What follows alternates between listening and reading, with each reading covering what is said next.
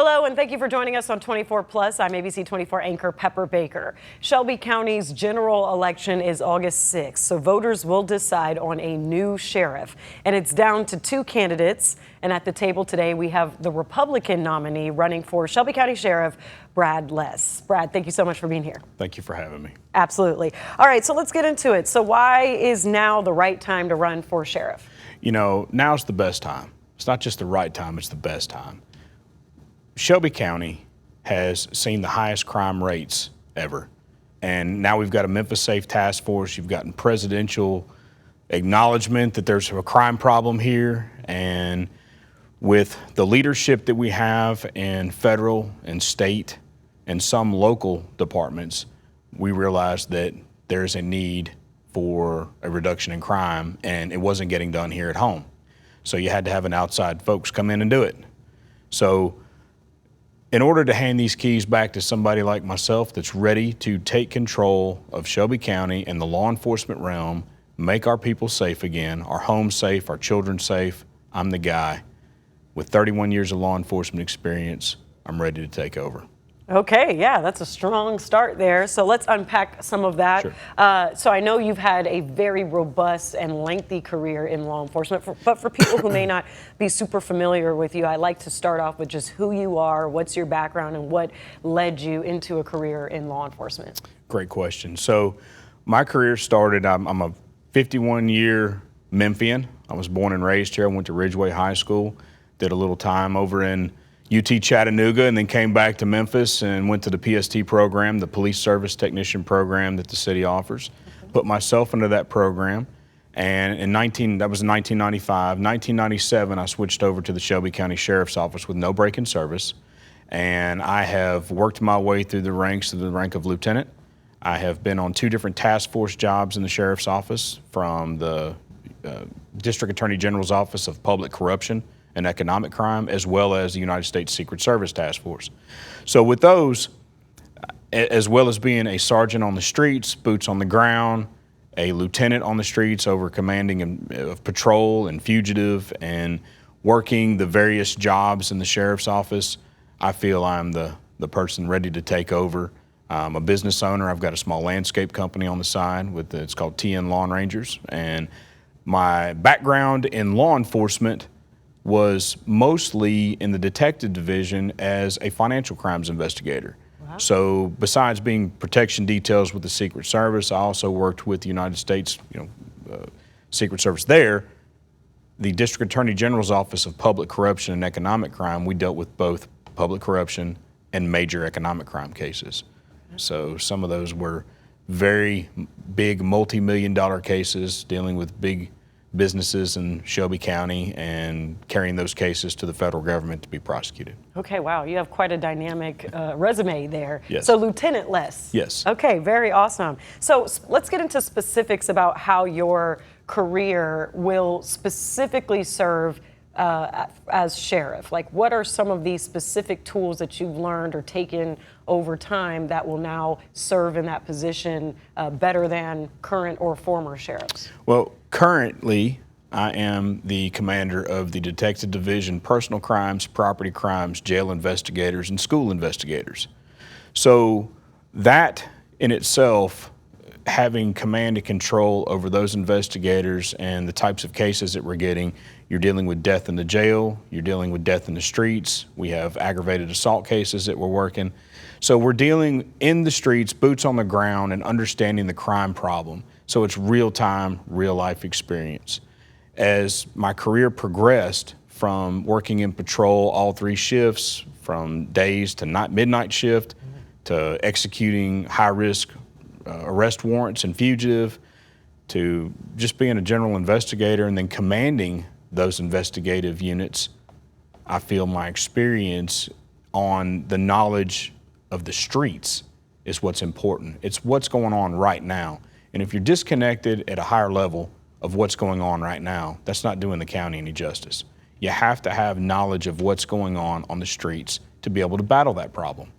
And we've got a lot of jail deaths. You got over 65 since 2019. And being in the jail, working the cases and understanding how and why this problem is occurring, I think puts me ahead of the ball game. And then you have the financial side of this, dealing with the corruption that's going on in Shelby County. People need to understand there's a lot of money flowing through different places, and we have got to get a control over the budget of the Shelby County Sheriff's Office, the jail, the county. Everything has to come into a one unique ball that's working together and not fighting each other and separating and pointing fingers. Okay. So you currently work in the Shelby County Sheriff's Office. You have for decades without interruption. 31 years. There you go.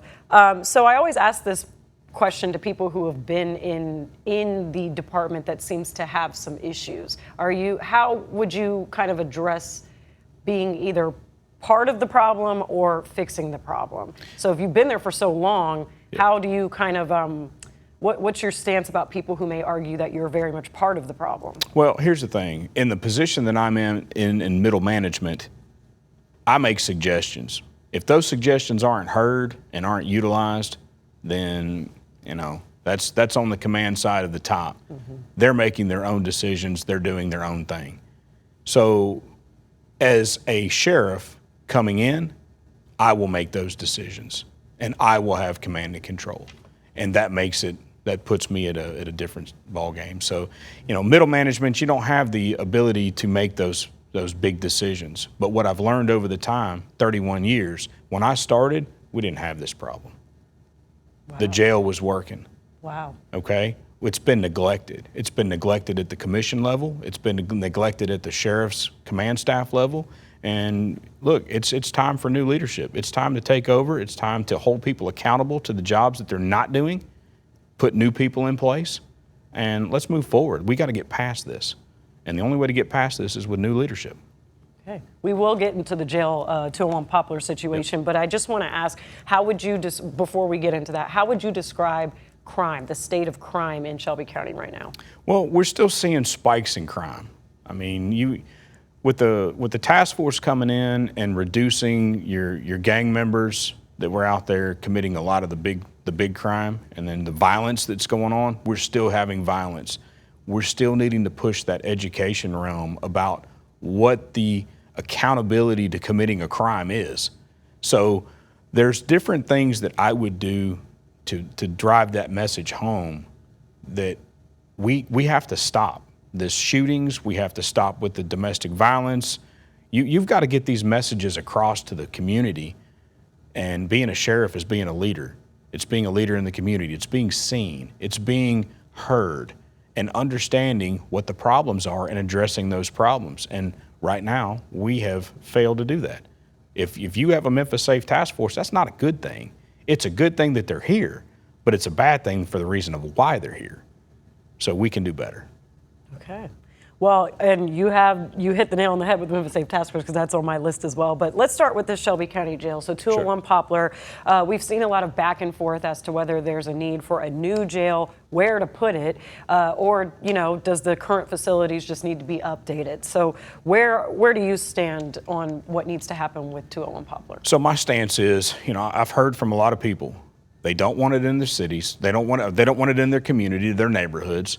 We don't want to put it at Shelby Farms because that's where we have our largest park. We've had 2 homicides at Shelby Farms. So we don't want to bring and release more criminals that are getting out of jail at Shelby Farms. Doesn't make sense. I think that most cities have a jail that's already established in the downtown area. There's a lot of vacant buildings. There's a lot of land that can just be redeveloped and make the downtown area look nicer. We've got one of the tallest buildings in downtown. It's boarded up. It's going to cost a lot of money to fix that building or tear it down. Nobody's willing to do it because we're not safe. We have to be safe. And in order to be safe, we're going to have to spend a little money. We're going to have to I want to split the misdemeanor arrests, your narcotics arrests, your mental health patients that come into the jail that have committed some type of assault where they've been arrested, and get those people the help that they need, but not in 201 Poplar. 201 Poplar needs to be your maximum security prison waiting for your cases to go to court. You're going to come in, you're going to be locked down.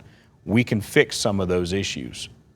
Everything can be repaired. Nothing at this point is not repairable.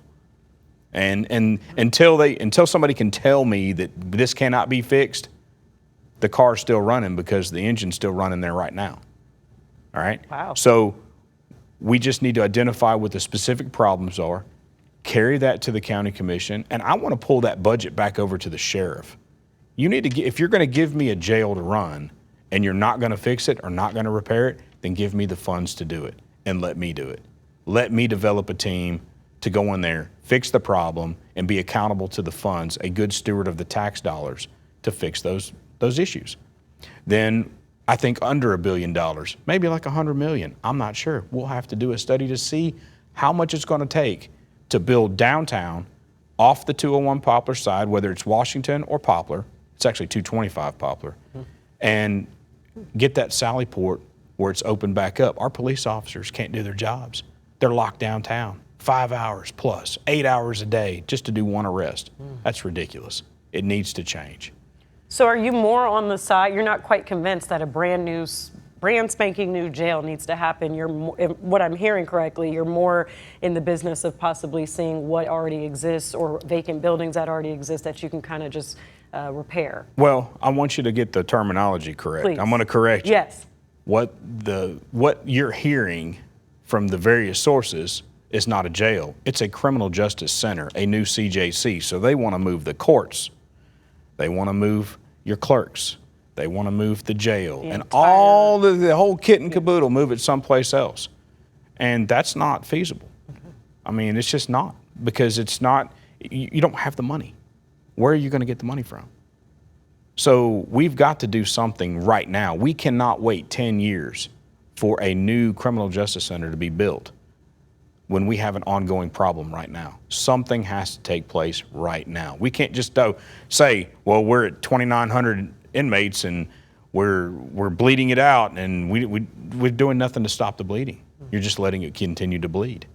We have to fix the problem. It's going to take funds. It's going to have to come from somewhere, and you know we've got to get there. Okay. That's it. It's frustrating all the way around because it's been neglected for so long.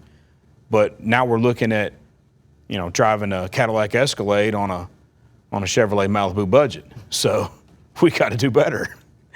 What do you have to say about people who believe that it's more of a managerial issue, that inside the jail, no matter if you change, fix the locks or the infrastructure of it, there's an issue with how employees and inmates are being managed. So, do you think there's a problem with managing the jail as it is as far as staffing and inmates go, and how would you, do it differently? Absolutely, there's a staffing issue. Absolutely. I mean, we've got staff that's bringing in drugs and that stuff into the jail. So we know that. It's been identified. So when it comes to recruiting, people have to want to stay. And you have to make it worth their while to want to keep that job. If they go in and the conditions are deplorable for the inmates, then they're going to be deplorable for your staff too. That's a good point. So in order to keep them, we have to do better. So when you start fixing small conditions in the jail, if you're going to keep somebody there for 8 hours, you're not going to let them leave to eat. They got to bring food with them. But now we're bringing in bags, and those bags contain drugs because they can bring the food in. They can't leave, so they're bringing all this stuff into the jail. One thing that we could possibly do different is maybe try to come up with some funding for a canteen in the jail to help feed our employees. Not letting the inmates cook our food, but have something there for them to be able to eat, or give them breaks, have the manpower available. And we're going to have to do some extensive recruiting nationwide. And it's going to start from the top down. You've talked a lot about funding for all of this, even with the infrastructure needs, and staffing was one of the big problems with the current budget, which is what ended up having current Sheriff Bonner and County Mayor Harris in court over. So for overtime budget, what are your skill sets around managing a $200 to $250 million budget, and how would you use that? So first, you have to build relationships. The relationship between the mayor and the sheriff are pointing fingers and negative, and they're not getting along. You have to have a pre-built relationship. So myself and John DeBerry have talked. We've got a relationship already built. The community needs to know that.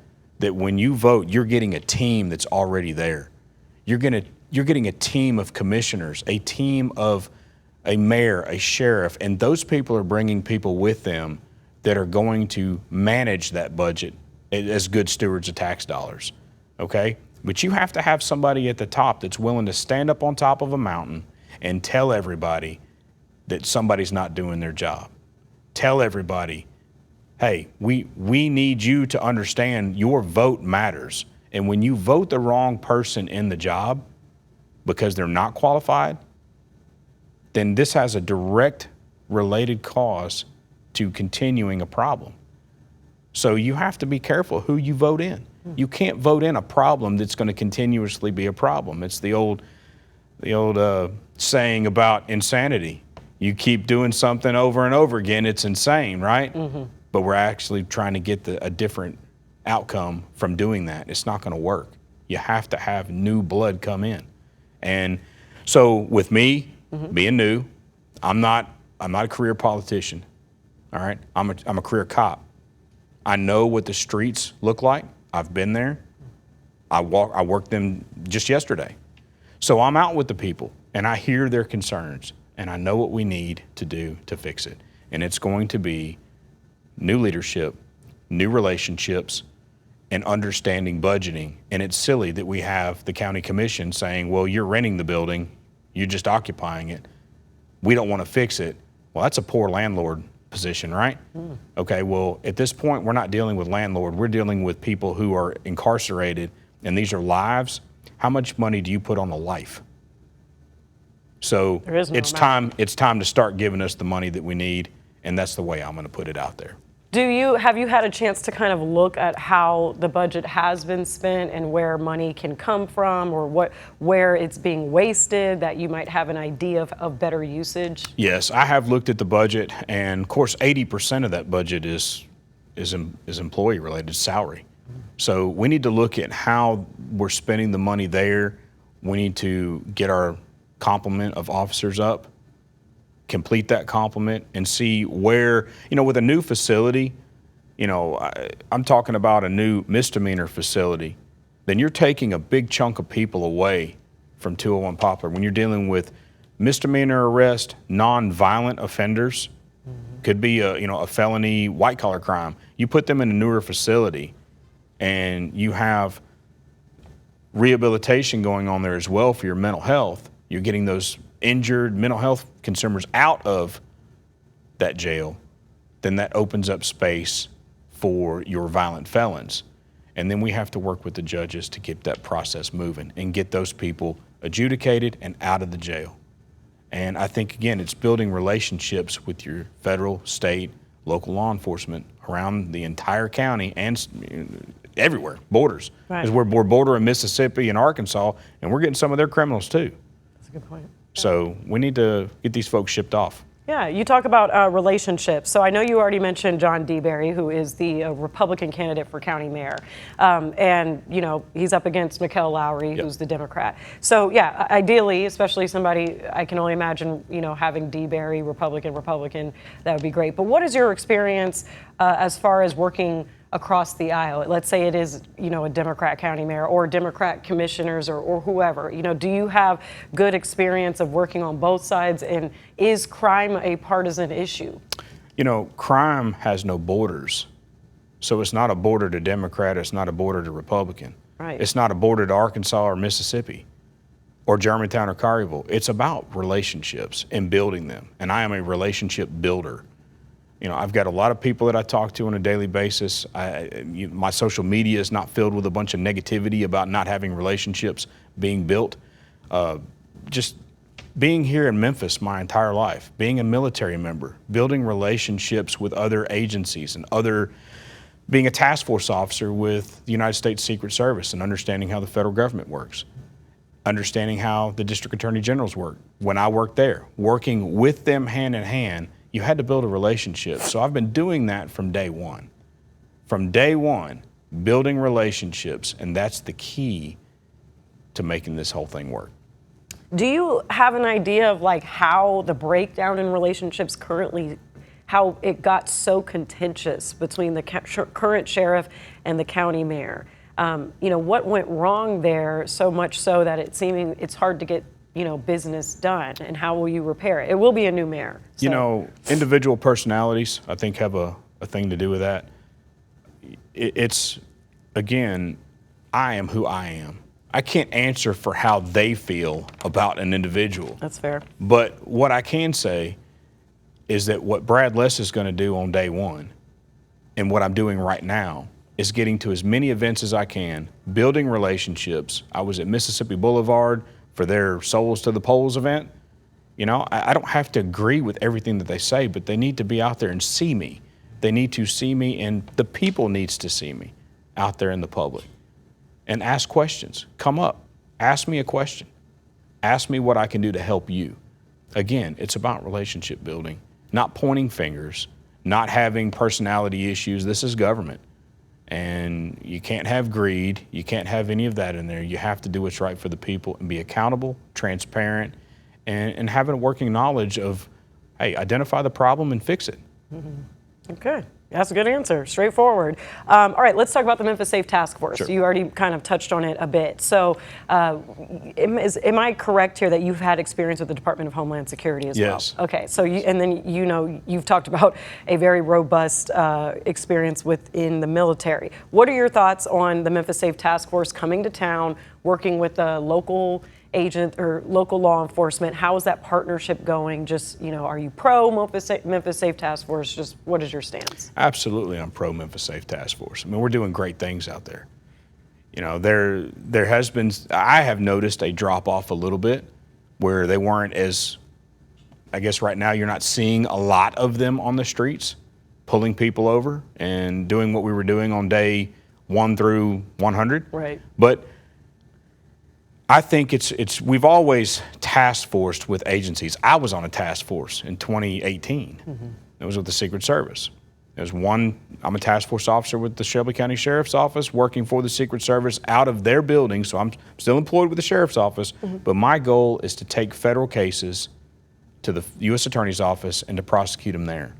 And when I can't get them there, get them to the state to prosecute if the umbrella or the threshold wasn't met. So I 100% agree with task force, with the Memphis Safe Task Force, but we got to understand, especially when you're talking about the military, deployments end. And they end and then they're sent someplace else. So when the National Guard ends a deployment, they pick up and they pull out. Well, we got to get to the point where we can hand those keys to the city back to the Shelby County Sheriff's Office and our other law enforcement leaders, sit down at the table and have that conversation now about our future, not just let it continue going and wait for them to roll out the door. Because now we're seeing a spike in crime. You're seeing shootings on the streets. You're seeing interstate shootings pick back up. You're seeing all these things going. We got to have that narrative continue to what we're going to do after the Memphis Safe Task Force. So the Memphis Shelby County Crime Commission had reported that crime was going down. There was a spike in 2023, but in the 2 years prior to in between that and when the task force came in, crime was trending down. Do you believe that local law enforcement lost control enough with crime in Shelby County that it absolutely warranted the Memphis Safe Task Force? Absolutely. You do? Absolutely. You think local law enforcement, it was Absolutely. out of their hands? Absolutely. Okay. Absolutely it did. Because you don't have the highest numbers. You can't be number 1 in the country and number 3, 4, 5 in the world in high crime, violent crime, by the size of our city compared to other cities.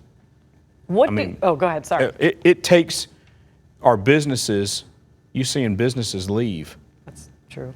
I mean, high crime, if we didn't have high crime, the businesses would stay. If you felt safe, you wouldn't have people leaving. We lost 45,000 just in the city of Memphis. Where do those people go and why? So looking at all these things, it plays a big part. Crime, when you're safe, you're secure, your businesses stay, more businesses come, more jobs. It just has a domino effect in a positive direction when everything goes right. But it also has a negative direction when it goes wrong. Mm-hmm. And we've got to get a handle on juvenile crime. We have to get a handle on education. law enforcement, incarceration, overhaul at that jail, and we've got to get a handle on rehabilitation and try to find more ways to get people rehabilitated so they're not repeating the offense. We are seeing that, you're right, no one can argue that the Memphis Safe Task Force hasn't cut down on crime. There is an argument that resources was all Memphis needed, given that there was data backing that crime was already trending down. So, and now the DOJ is offering money to cities that may want to opt into their own task forces, resources, that is, it sounds. So, just questions about Memphis Safe Task Force, the partnership necessary versus the resources Memphis or Shelby County could have used. Could it have been more of a resource distribution? Could Memphis and Shelby County have been on the right track with just resources, or did it absolutely need boots on the ground officers in the streets? Well, I'm going to say this. We've mismanaged resources from day one. The jail is in shambles. If we managed our resources correctly, we wouldn't have the problem. So, sure, we're just going to flood money in for it to go somewhere where. So let's bring the boots on the ground is what drove that crime down. Okay? It wasn't resources. Yeah, the resources are making the paychecks and bringing the vehicles in and paying for the gas and reimbursing overtime when they're utilized in the proper way. But here's the thing. We've got to build the numbers up. When people are happy at their jobs, they stay. Mm-hmm. So we've got to look at our benefits packages. We got to look at being comparable to the other areas. And what we're doing wrong, we need to fix and do right. We still, to this day, don't have a medical retirement. So that drives a lot of people. I mean, you get hurt on the line of duty, what's going to happen? Out of pocket? You could be. You could be. And I don't think it's right that we have to rely on the county commission to vote on a single officer and then we leave others out. So, yeah, there's things that we need to do to make it better for our people. You gotta do right by your people and they will stay. And if they're not, then they're gonna leave. And they're leaving for lesser payer jobs further away. Mm. One last question about Memphis Safe Task Force. Since you've had experience at the Department of Homeland Security, ICE has been a huge just topic. We've had it in the news here, our headlines a lot, particularly when it comes to Memphis students being detained. So what is your perspective on how immigration enforcement has been handled here since the Memphis Safe Task Force has been in town? So I think what you're referring to is the 287G agreement. Is that correct? About the student? No, about dealing with immigration and customs and working with them. It's called the 287G agreement. Okay. And that's where somebody is arrested and brought into the facility of 201 Poplar or Jail East, okay, which is the women's facility. And they have to meet a series of questions and requirements. And if they don't meet those requirements, then that information is reported, and then a determination of whether or not those people will be held for a ICE hold or immigration hold. That in itself is a requirement, and I will follow those requirements and I will follow all the laws. I'm not going to pick and choose. I'm not going to say, well, I'm going to step back and look at it. No, I'm going to follow them. Whatever we have to do to make our county safe, okay? Immigration and Customs has a job to do. They're a federal agency. They know their mission, and we'll support them any way we have to. Our role is to make Shelby County safe. And if it's taking somebody who's either a DUI or a drug offense or a domestic violence offense or whatever that offense may be, and they come into the jail and they are here illegally, they will be deported. And they'll be deported by Immigration and Customs, not by the Shelby County Sheriff's Office. So we have to understand what those roles are. It deals with funding, it deals with training, and it deals with being able to understand what our responsibilities are as deputies, not as immigration officers. We're not Immigration and Customs, we're the Shelby County Sheriff's Office. Right. So there's a difference there. That is true. And yes, you don't see Shelby County Sheriff's deputies going out there and pulling kids out of school. So Are they assisting at all in any way? What is the partnership? I haven't seen that. Okay. And I don't, you'd have to show me proof. Video. Show me video of a sheriff's deputy going in and pulling those people out, because we don't even have people task force with Immigration and Customs. Okay. So again, and this is just my knowledge, when it comes to enforcing laws, you enforce all of them. We don't pick and choose what we can enforce and what we can't enforce. We enforce the law. That's what we do, law enforcement. So whether it's a federal, state, or local level, I mean, obviously I'm not going to be writing a parking ticket in city of Memphis using a Memphis police parking book. You would use the Shelby County Sheriff. So it's the county law is what we follow. County ordinances is what we would follow. But overall, state of Tennessee, TCA, Tennessee Code Annotated, laws provide us what we can and can't do, what's right and what's wrong. And then you have federal law. And again, if you're a task force officer on a task force, that will be presented to the United States Attorney's Office, and they prosecute that at the federal level. And we will support all of our partners. Okay, last two questions here because we're running into time. What would you do in the first 100 days as sheriff? So first 100 days from day one, we're going to review policies and procedures and find out what needs to be changed. I've got a pretty good idea. The second is we need to recruit. We've got to recruit a good plan, work on benefits packages with the county government, and get this more able to bring people in from all over the country that want to be here. Now, when I was coming up in the ranks and I started my career, we were the premier agency for this area. People came here to train. Other agencies came to us to train for the narcotics interdiction unit, to the alert unit that we used to have was area law enforcement retailers used to come here to train. And we launched those programs out nationwide. So we've got to get back to being the premier agency that Memphis, Shelby County had back then, back in the 90s to 2013 through 18 when I was there. Oh. And we're starting to see a decline after that. So it comes to policies, procedures, and unhandcuffing our officers. You got to let us do our job. Law enforcement, criminals beware. Mm-hmm. It's said in Mississippi, it's said in Arkansas, criminals beware. The Shelby County Sheriff's Office will come after you if you are violating the laws.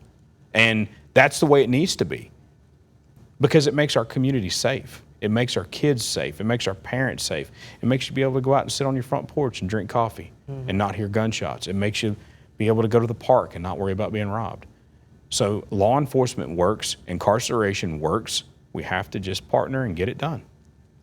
I want to ask you, and I said I had last two, but these were now my last two, endorsements and fundraising. So, you are going up against the chief deputy of the sheriff's office, and he has the endorsement of the current sheriff. But, how are you coming along? I saw your Facebook posts or posts of many notable endorsements, yes. But, any that you feel proud to announce? I'm proud of all of them. Of course. Because I went to every single one of them and asked them independently if they would endorse me for sheriff. They could have easily said no, but they said yes because we have the same mission to keep and make Shelby County safe. So from state senators to local leaders to even leaders in Mississippi and other places, even at the federal level, I've talked to folks that I've worked with at a higher level, that we understand that Memphis cannot waste this second chance that we have at this opportunity of being safe. So, and that's what we have is a second chance. We can't waste it. And if you don't put the right people in, you're wasting that second chance because there won't be another one. It costs a lot of money to send federal agents here.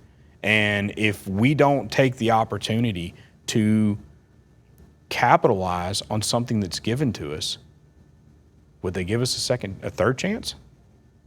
How about a fourth chance? Or a fifth chance. Will they ever actually leave? Well, the agencies are still here, but it's not a federal agent's job to be a police officer on our streets. It's our job to police our streets. The Shelby County Sheriff's Office, Memphis Police Department, and surrounding agencies know how to police their communities. We just have to be able to do it.